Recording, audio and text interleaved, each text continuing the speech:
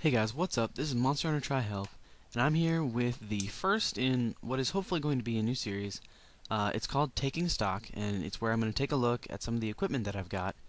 Mostly bowguns. I'm thinking I will take a look at a few armor sets that I really like and give my opinion on them, but it's mostly going to be bowgun pieces, bowgun sets, and kind of seeing what makes them good, what makes them like different, what makes them special. Because I have every bowgun in the game, and each one of them is a little bit different. So, first up, I'm going to be taking a look at all three of the all-in-one bowguns, and the first one is the light bowgun of the group, the Aquamatic Spark. The only way you can get the Aquamatic Spark is through rush shards, which are a pain in the ass to get, and just do volcano mining and you should be able to find a couple, but in the end it's all down to luck, which is kind of unfortunate because this is a really fun gun to have. It is very special in that it gets rapid fire Krag level 1, and it shoots it 3 times. If you have the Aquamatic Needler barrel, it does rapid fire Krag shots, but it only shoots 2. It's kind of strange, but it's one reason why you would want to have the Spark instead of the Needler. So I'm just going to be fighting a Royal Ludroth just to kind of show off the gun. Not really anything special, and I'll kind of touch on why I'm not fighting anything too special later in the video.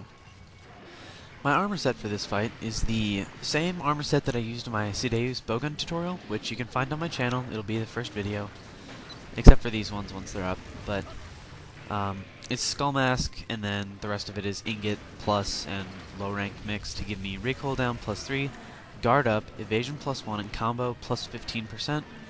The combo is just that I need to bring less books because you will be combining a lot of ammo with this gun, because unfortunately the only real damage shots that it gets are the Krag level 1s and then Pierce level 1.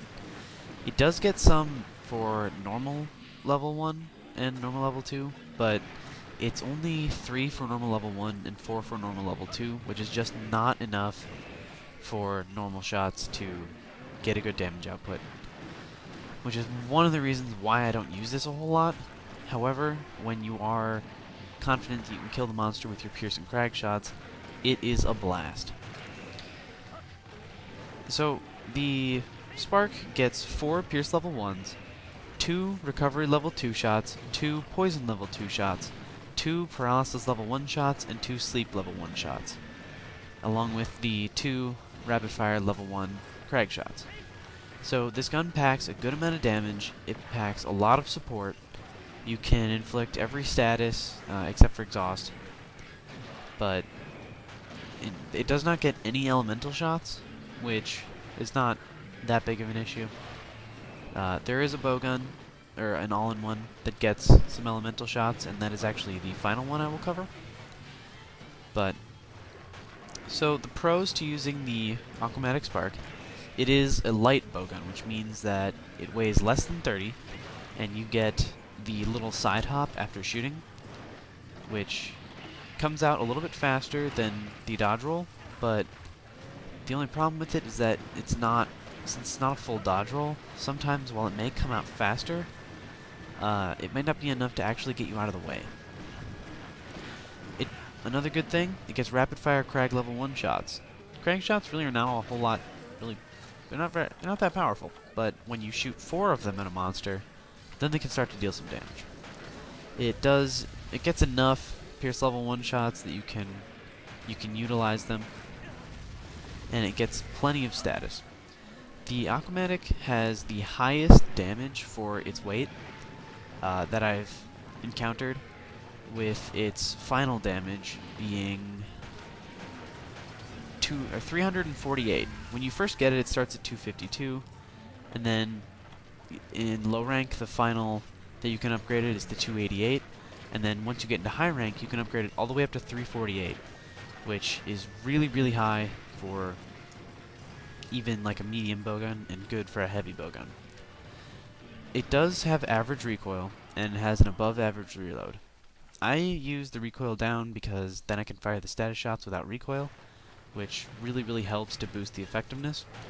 The Spark does get a little bit of recoil, or deviation rather, but it's just low left to right, really manageable up until relatively far distance. The range is 0.8 and it does not have any affinity plus or minus, so it is neutral.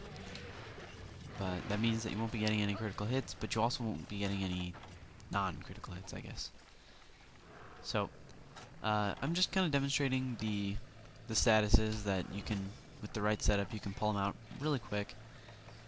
If I had to pick a different set, I would probably take the Rhinopolis set, because Rhinopolis gives you recoil down as well as crag shot up, which gives you more crag shots per clip, which is really helpful.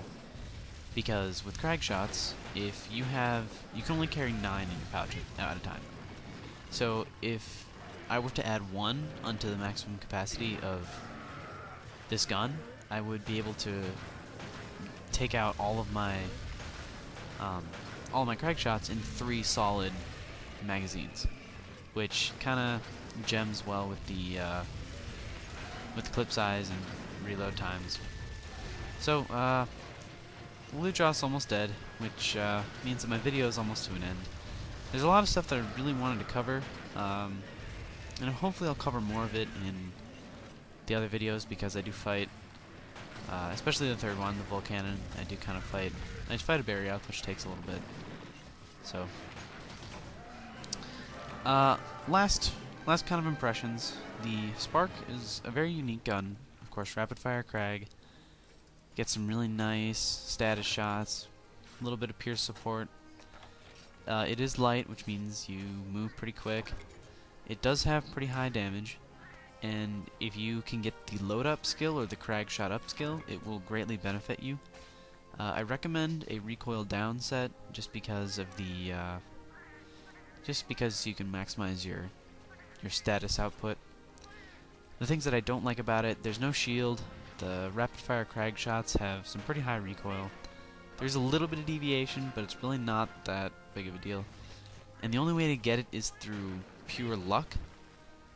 There are only 2 damage shots, which is kind of a downer.